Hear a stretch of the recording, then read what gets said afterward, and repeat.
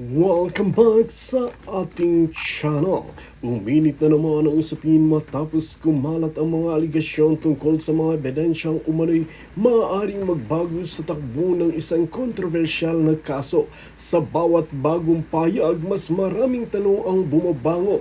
Sino ang magsasabi ng buong katotohanan? Ano ang tunay na laman ng mga ebidensya at higit sa lahat, mapapatunayan ba sa tamang proseso ang mga paratang? Sa social media, mabilis na kumakalat ang mga komentong nagsasabing tila kinakabahan na raw ang tinaguriang sikuti. May ilang pang nagsasabing hindi na raw neto kayang harapin ang mga lumalabas na impormasyon.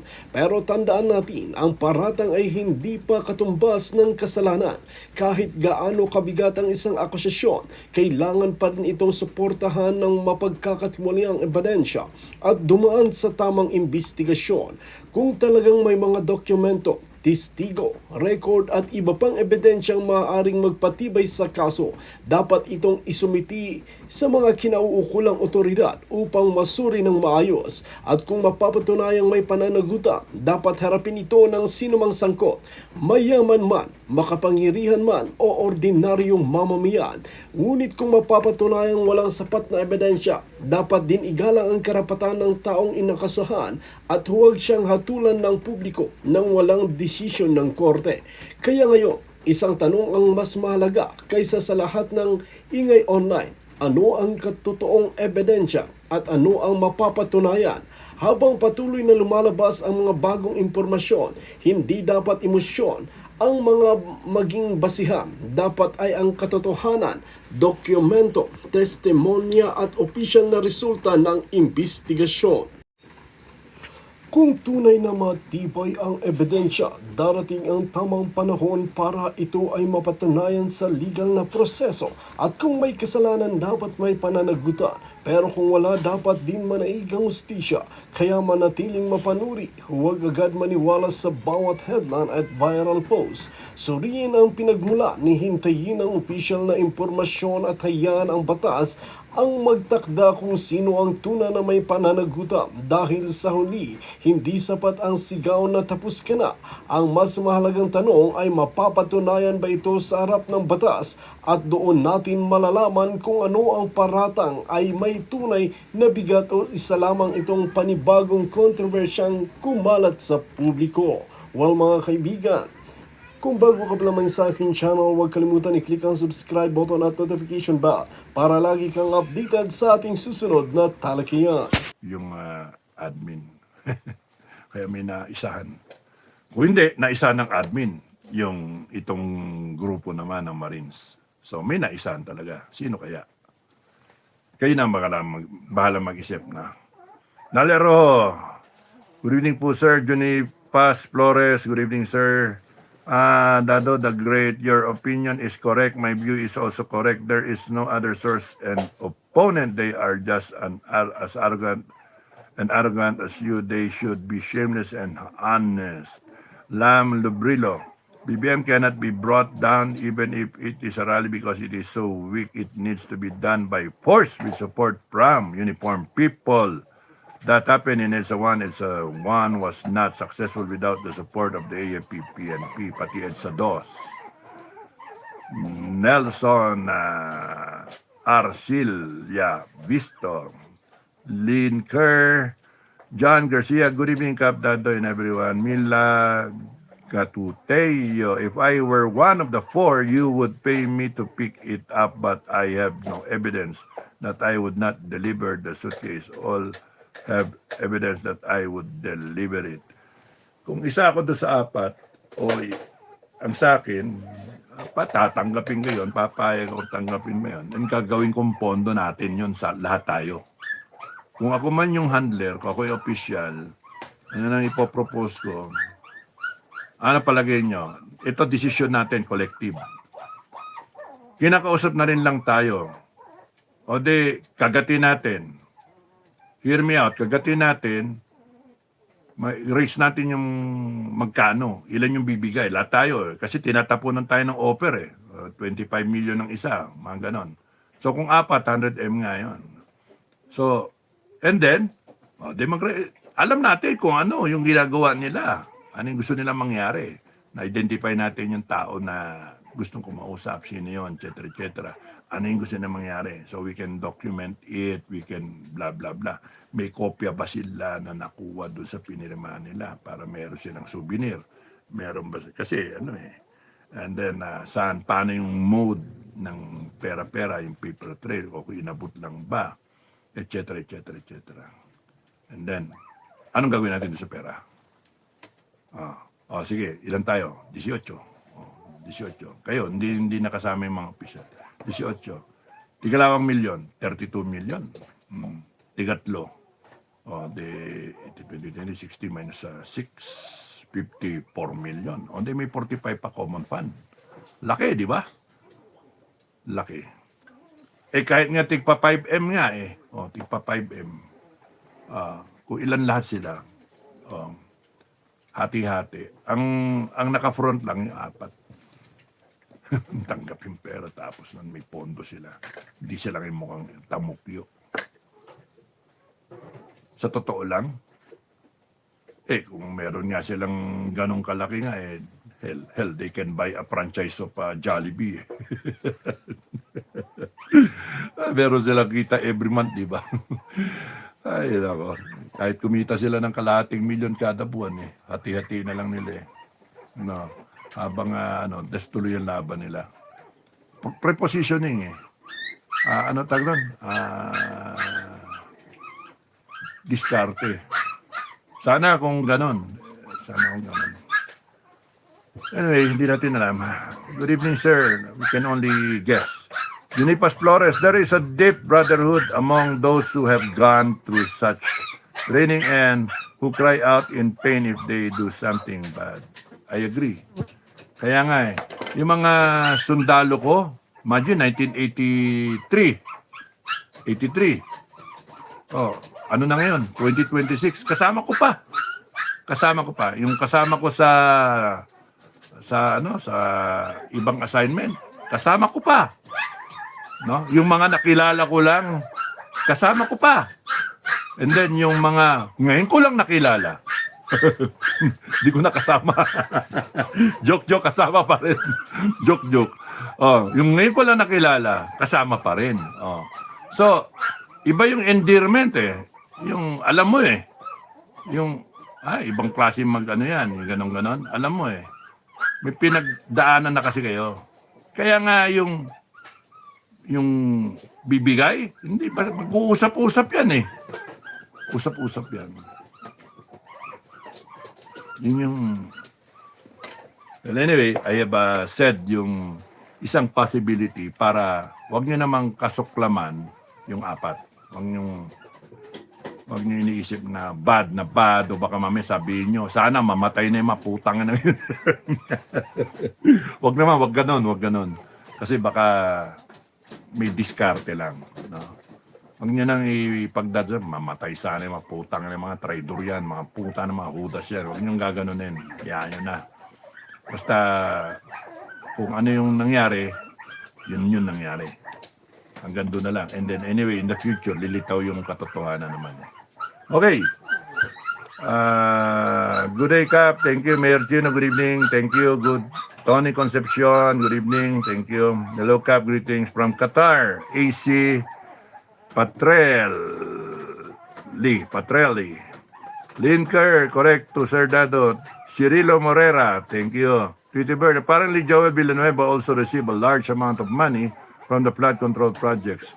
Kaya nga palaman yan. Planado talaga nila. Pati yung impeachment, planado nila yan. Yung kay Inday Sara na confidential fund. Planado lahat. And then, okay, ano ito? Anong nangyari? Okay. Napindot ako 4 ex-Marines were fragile when left in the air. I hope all the GBIs will act. Just wait for the go signal for our founders. Long live the guardians. Good luck. God bless. Gamora, we salute you, sir. Maraming salamat. Tweety Bird, you look handsome, sir. Thank you. Linker, puyat pa ako niyan. That's why my brothers and sisters say that we shouldn't bash those who have turn back because there might be something deep in the turning back because we need funds to fight in court.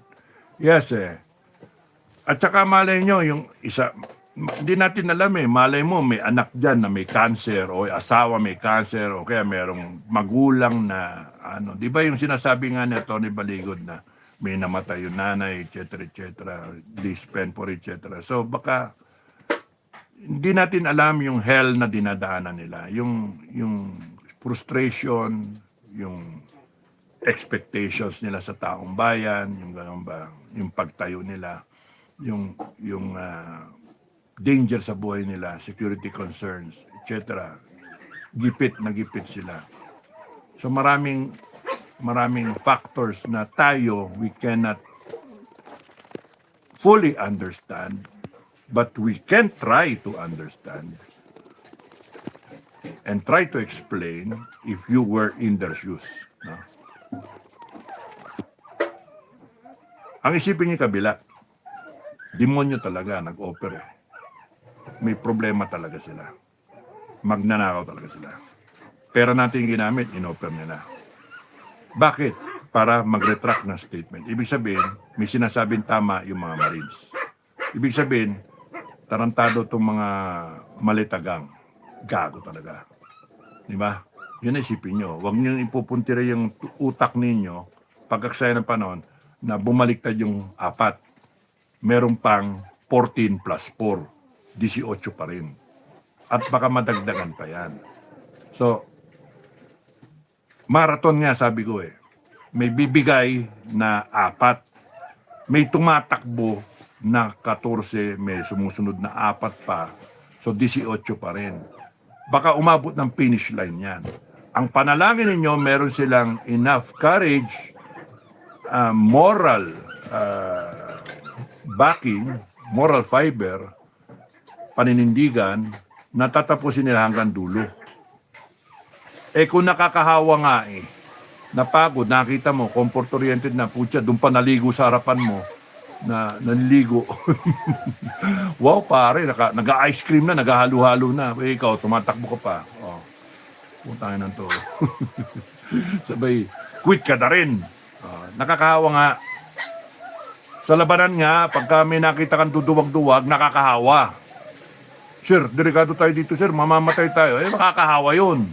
Isipin mo, mamamatay na rin kayo. Delikado So, the handlers should be able to nip it from the bud. No? Nip it from the bud.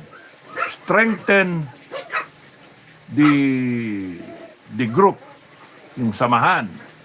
Strengthen it. Maglagay kayo ng check and balance. Maglagay kayo ng sistema na yung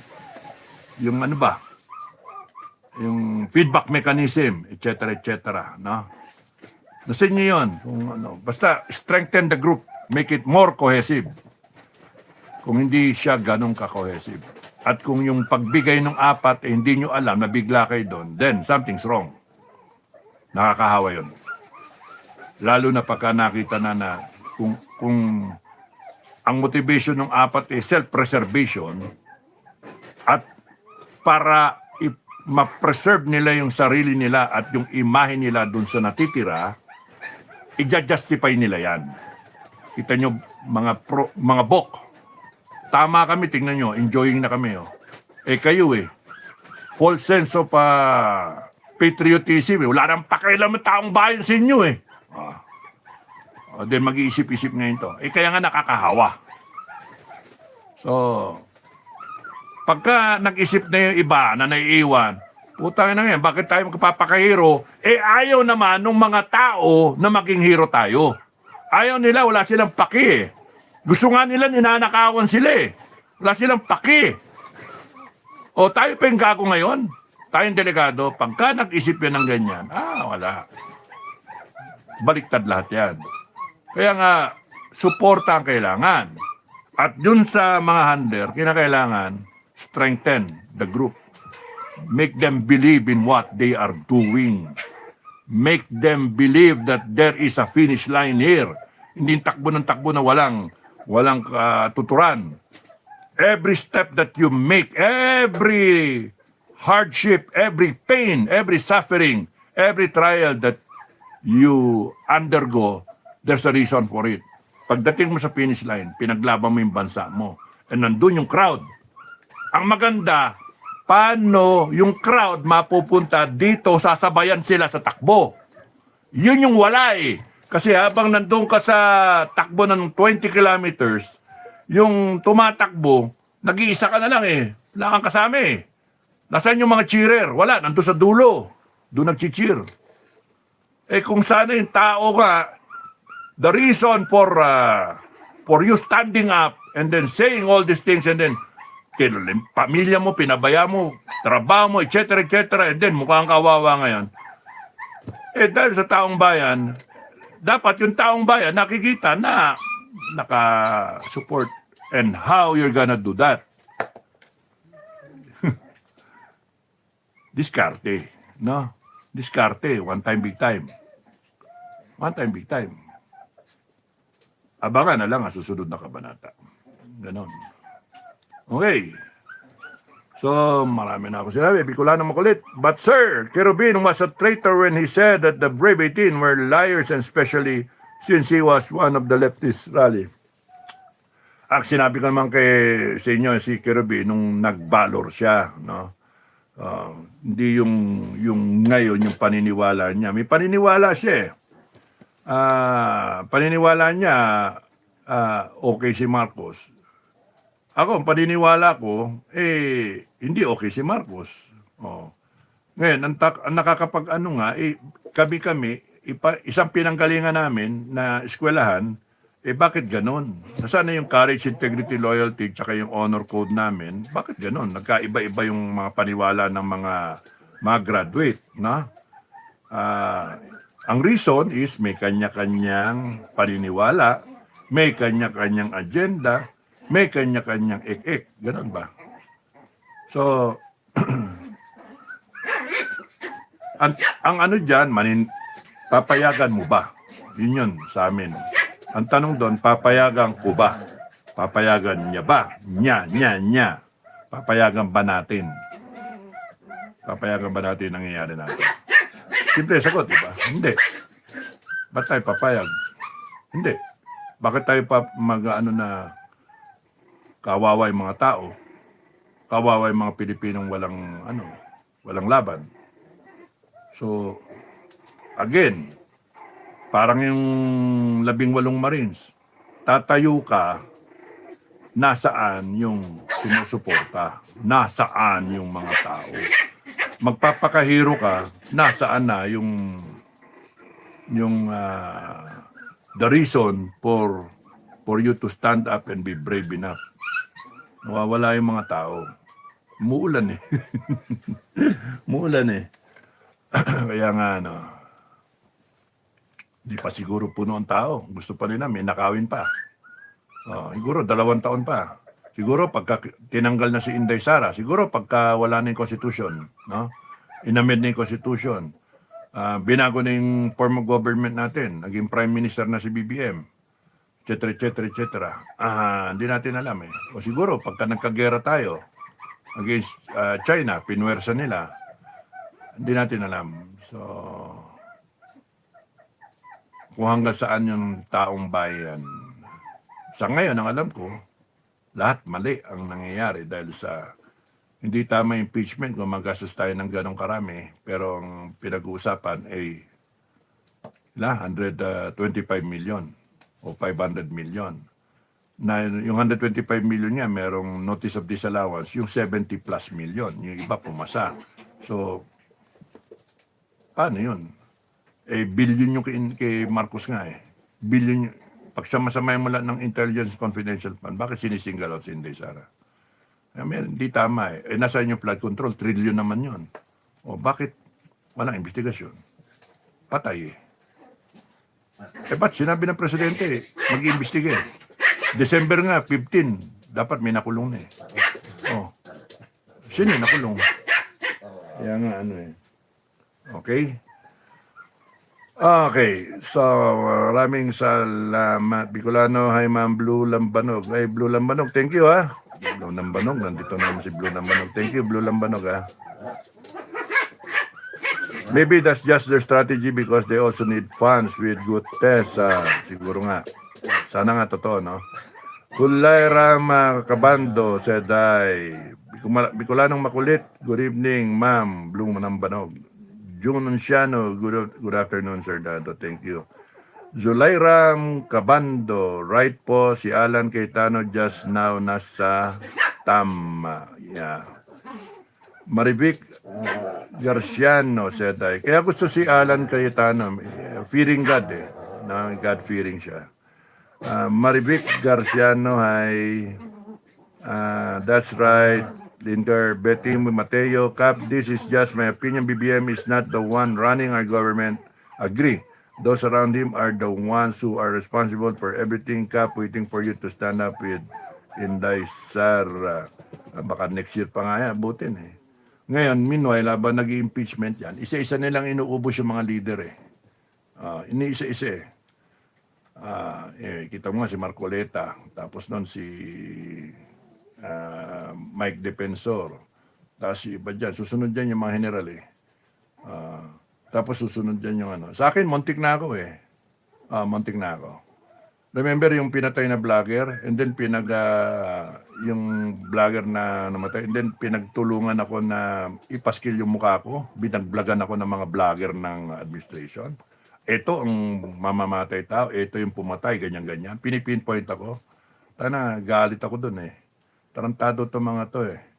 Kaya nga, ang sa akin, okay lang. Pagka ako kinasuhan, sinabi ko na talaga. Pagka ako kinasuhan. Tsaka yun ang sinabi ko sa grupo, sa mga kasama. Pagka kinasuhan ako, hindi ko hilingin sa inyo buhay ninyo. Basta sa akin, pagka kinasuhan ako, pepersonalin ko yan. Tarantado kayo, magkaalaman tayo. If I am a David, I'll be a David. Tingnan natin. Goliath kayo, lalabanan ko kayo. Tarantado kayo. Tarantado, tingnan natin. Ang problema ninyo pagka may sumunod sa akin. Pagka may sumunod sa akin at dumami ang sumunod sa akin, matatapos ito. Tarantado kayo, mga ungas kayo. At ako, handa ako sa kung ano nga mangyari. Papatayin niyo ako, siguraduhin yung patay ako. Pero pagka ako nakaporma ako doon sa kakatay sa akin, pabarilin ko talaga yon. Kukunin ko yung sandata niya and then puputukin ko yung kanyang tuhod, babe. Lalampahin ko yon and then tatanungin ko, iyaano ko pa yan, ibibideo ko pa, sino nagpapatay sa akin? Putang ina ka, bang, bang, bang, sino nagpapatay sa akin? Gigil eh. Kung lalaki yun, pasasabukan ko yung ano niyan eh, yung kanyang birdie. Yung kanyang Tweety bird. Basta sa akin ang pananaw ko, kung oras mo. Matagal na ako dapat patay. Kaya nga dun sa yung mga hindi ako kilala, panoorin niyo yung video ko unang-una, saka yung mga sumunod, buhay ko. Pamisa-misa nagkukwento naman ako. Like, share, subscribe. Doon yung makita. Marami na akong dinaanan. Matagal na dapat akong dedo, kaya okay lang sa akin another life. At yung mga kasama ko, ganyan din. Matagal na silang dedo. Mas marami pa medalya sa akin yung mga kasama ko. No? Meron dyan, Danan Encuentro. Meron dyan na 10 ang Gold Cross, 6 Gold Cross, ganun-ganon. Meron dyan mga veterano ng Kaya nga, tapos yung mga Muslim brothers natin, mga sandamahal, mga enkwentro niyan. Kaya nga, all it takes is merong tumayo. No? Kaya, huwag kayong magkamali na uubusin niyo yung mga leader. Subukan ninyo, magkago kayo. Tarantado, tatapang ninyo. All government authority, I emphasize, all government authority emanates from the people.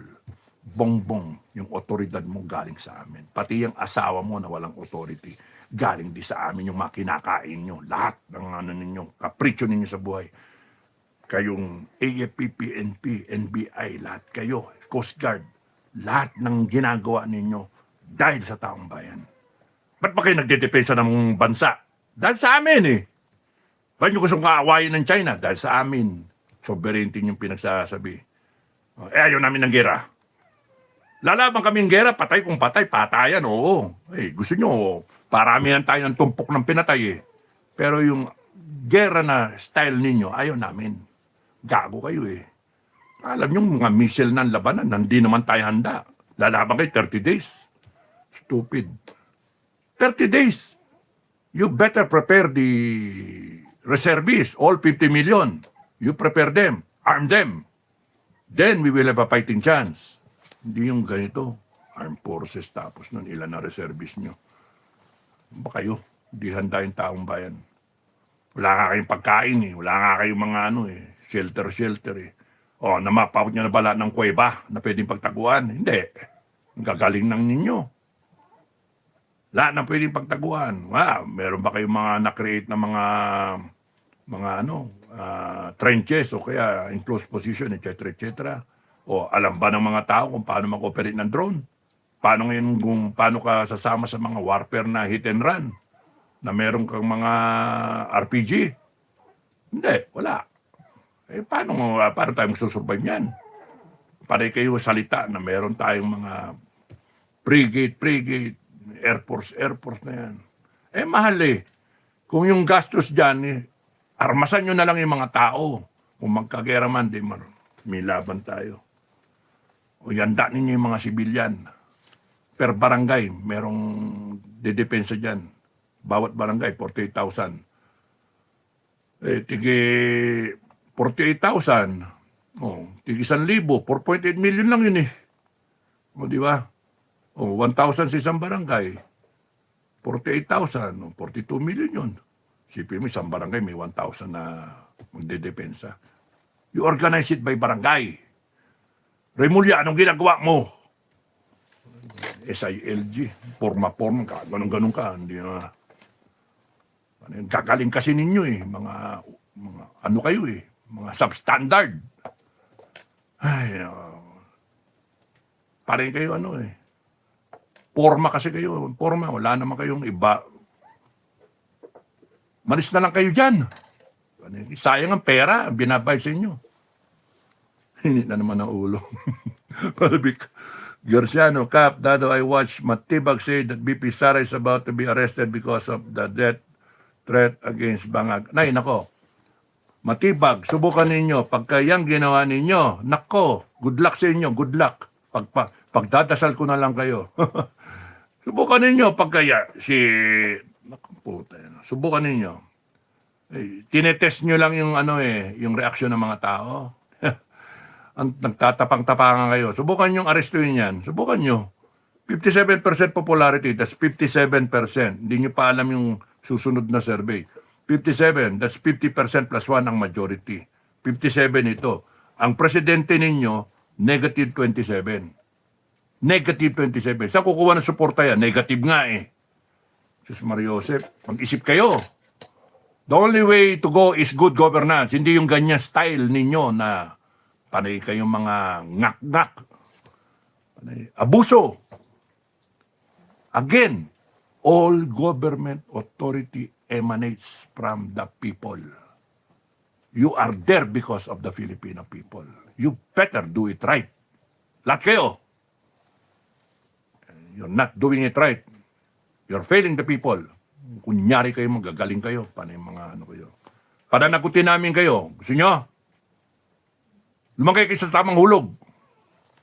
Mga gago kayo, huwag nyo kang tinatakot. Pati Vice President, tatakutin ninyo. Gago kayo, matakot kayo. Matakot kayo. Vice President. Ay, no. Lincare, my Ranger brothers don't believe that they really turned back. They are still okay. The police said, my brother. Thank you, Lincare. Ginonciano, you are right, sir. God is on our side. What is happening in our country, the Philippines, is too much. Yeah, hinahanda lang tayo. Gusto na ng langit. Magdasal tayo. Gusto na ng langit. Bumalik tayo sa Panginoon. Yun lang yun. We have a God who is,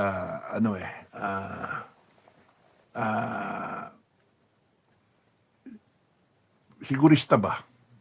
He wants to save you. He wants to save your country. He wants to protect you. But he wants to be sure that you are for him. Ganun lang, sigurista. Parang babae ba?